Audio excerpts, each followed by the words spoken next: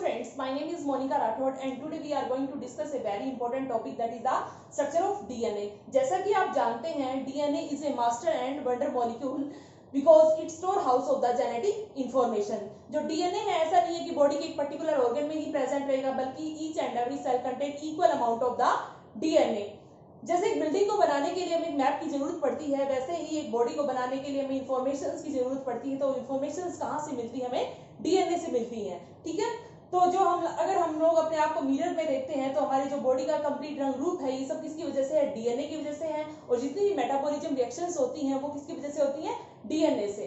ठीक है, तो डीएनए के स्ट्रक्चर को हम लोग डिस्कस कर लेते हैं. तो डीएनए का जो स्ट्रक्चर दिया था, आप लोगों ने साइंटिस्ट के नाम सुने होंगे. कौन कौन से हैं? जो Watson and Crick, Wilkins and Rosalind Franklin. Watson and Crick का नाम तो आप लोगों ने सुना होगा. विल्किंस का नाम भी बहुत इंपॉर्टेंट है डीएनए के स्ट्रक्चर के में. रोजालिंड फ्रैंकलिन ने क्या दिया था? एक्स-रे डिफ्रैक्शंस और पिक्चर्स दी थी डीएनए की, और इन्होंने डीएनए के डबल हेलिक्स में भी इन्होंने मेजर रोल प्ले किया था अपना. 1962 में Watson and Crick and Wilkins को नोबेल प्राइज मिला था फिजियोलॉजी की तरफ से, लेकिन फ्रैंकलिन को नहीं मिल पाया था क्योंकि उनकी 38 एज में ही डेथ हो गई थी due to the cancer. Next है जो डीएनए का जो स्ट्रक्चर है, आप लोगों ने ऐसा देखा होगा डीएनए का स्ट्रक्चर. आज हम लोग इसको डिटेल में डिस्कस करेंगे. जो डबल हेलिक्स स्ट्रक्चर है इसको डिटेल में डिस्कस करेंगे. तो डीएनए है, डीएनए क्या है? Deoxyribose nucleic acid. डीएनए क्या है? It is a polymer. किसका पॉलीमर है? डीऑक्सीराइबोन्यूक्लियोटाइड्स. तो डीऑक्सीराइबोन्यूक्लियोटाइड क्या है? It is a monomer. और मोनोमर ज्वाइन होकर आपस में क्या बनाते हैं? पॉलीमर बनाते हैं. जैसे पॉलीमर की अगर आपको डेफिनेशन नहीं समझ में आई हो तो हम लोग एक एग्जांपल लेते हैं. जैसे हम लोग वॉल का एग्जांपल लेते हैं, तो वॉल है हमारी, वो किससे बनी हुई होती है? ब्रिक्स से बनी हुई होती है. तो हमारी जो ब्रिक्स है वो मिलकर क्या बनाती हैं? एक वॉल बनाती हैं. ठीक है, तो ब्रिक्स वहां पे क्या हो गई हैं? मोनोमर हो गई हैं. और जो हमारे पास वॉल है, हमारी दीवार है, वो क्या हो गई है? पॉलीमर. ऐसे ही जब न्यूक्लियोटाइड्स आपस में ज्वाइन होंगे तो क्या बनाएंगे? पॉलीमर बनाएंगे. ठीक है, ऐसे ही जैसे अमीनो एसिड आपस में जब ज्वाइन होते हैं तो आपको क्या मिलता है? प्रोटीन्स मिलते हैं. ठीक है, ऐसे ही जो हमारी ग्लूकोज यूनिट्स आपस में जब ज्वाइन होंगी, मिलियन ऑफ ग्लूकोज यूनिट्स, तो आपको स्टार्च, सेलुलोज एंड ग्लाइकोजन मिल जाएगा. एक बात और इम्पोर्टेंट है कि जो हमारे न्यूक्लियोटाइड्स हैं वो आपस में एक स्पेशल टाइप के बॉन्ड से जुड़े हुए हैं. जैसे अमीनो एसिड्स को हम लोग जोड़ते हैं तो किस बॉन्ड के थ्रू जुड़ी हुई हैं? पेप्टाइड बॉन्ड के थ्रू. ऐसे ही जो स्टार्च में जो सेलुलोज आपस में ग्लूकोज यूनिट जो आपस में ज्वाइन होती हैं वो किसके थ्रू होती हैं? ग्लाइकोसाइडिक बॉन्ड के थ्रू.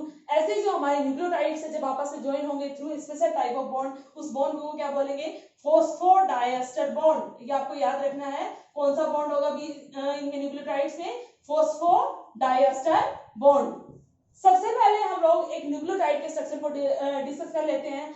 उसके बाद हम लोग डीऑक्सीराइबोन्यूक्लियोटाइड के स्ट्रक्चर को डिस्कस करेंगे. उसको फॉस्फोडाइएस्टर बॉन्ड के साथ थ्रू ज्वाइन करेंगे और आपको डीएनए मिल जाएगा. तो सबसे पहले हम लोग सिंगल न्यूक्लियोटाइड की बात कर लेते हैं. जब हम लोगों ने न्यूक्लियोटाइड के स्ट्रक्चर को ब्रेक डाउन किया था तो हम लोगों को तीन सब कंपोनेंट मिले थे. न्यूक्लियोटाइड के तीन सब कंपोनेंट होते हैं. कौन कौन से? पेंटोस शुगर,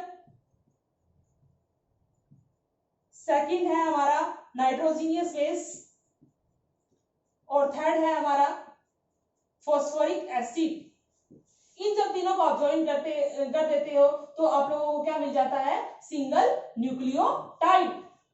पेंटोस शुगर क्या है? सिंपल मोनोसैकेराइड शुगर है. इसमें 5 कार्बन प्रेजेंट होते हैं. ठीक है, ये राइबोज भी हो सकती है और डीऑक्सीराइबोज भी. राइबोज किसके केस में होगी? आरएनए के केस में राइबोज न्यूक्लिक एसिड, क्योंकि दोनों न्यूक्लिक एसिड है. और डीऑक्सीराइबोज डीएनए के केस में होगी डीऑक्सीराइबोज न्यूक्लिक एसिड.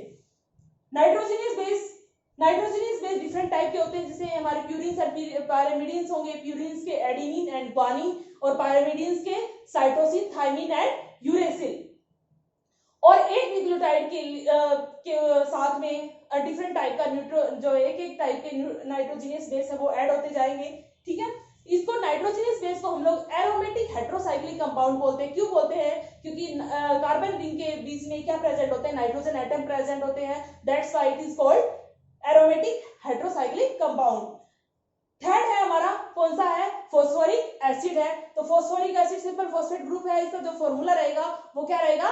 H3PO4. एक बात ध्यान में और रखना है आपको कि जब pentose sugar plus nitrogenous base, इन दो को जब आपस में हम लोग लोग ज्वाइन करते हैं तो क्या बनता है, न्यूक्लियोसाइड। और हम लोग अगर फॉस्फोरिक एसिड को भी साथ में जोड़ देते हैं तो हमें क्या मिलता है, न्यूक्लियोटाइड। मतलब जो हमारा एस है वो किससे रिप्लेस हो जाएगा, टी से रिप्लेस हो जाएगा। ठीक है, तो ये इसका स्ट्रक्चर हो गया सिंगल न्यूक्लियोटाइड का, pentose sugar plus nitrogenous base plus phosphoric acid. ठीक है, तो ये क्या तीनों क्या बन गए, न्यूक्लियोटाइड्स। और अगर हम लोग pentose sugar plus nitrogenous base को जोड़ेंगे तो न्यूक्लियोसाइड मिलेगा हम लोगों को। अब हम लोग इनके स्ट्रक्चर को आपस में क्या कर लेते हैं, डिस्कस कर लेते हैं।